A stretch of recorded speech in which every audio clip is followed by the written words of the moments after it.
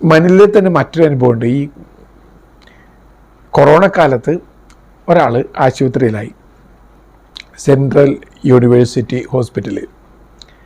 അവിടെ ഇയാൾ കോവിഡായി അഡ്മിറ്റാക്കപ്പെട്ടപ്പോൾ ഒരു പട്ടി, അയാളുടെ പ്രിയപ്പെട്ട പെറ്റ് ഡോഗ് പുറത്തു നിന്നു.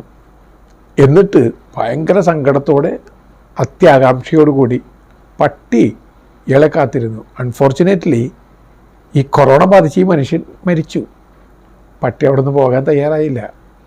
പട്ടി ഹോസ്പിറ്റലിന് വെളിയിൽ എന്തെങ്കിലും ഒരിക്കൽ പ്രിയപ്പെട്ടവൻ തിരിച്ചു വരും എന്ന പ്രതീക്ഷയിൽ കഴിച്ചുകൂടി.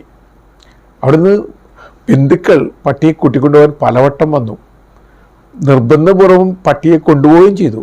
പക്ഷേ തിരികെ എത്തി പട്ടി വീണ്ടും അവിടെ തന്നെ കഴിച്ചുകൂടി. പിന്നെ ആളുകൾക്ക് ഈ സ്നേഹത്തിൻ്റെ പ്രതീകമായ പട്ടിയോട് അലിവ് തോന്നി. അവർ ഭക്ഷണമൊക്കെ കൊടുക്കാൻ തുടങ്ങി. മരിക്കുന്നത് വരെ ഈ പട്ടി അവിടെ തന്നെ കഴിച്ചുകൂടുകയും ചെയ്തു. ഇങ്ങനെയാണ് സ്നേഹത്തിൻ്റെ കഥകൾ. പലതും നമുക്ക് മനസ്സിലാക്കാൻ സാധിക്കില്ല.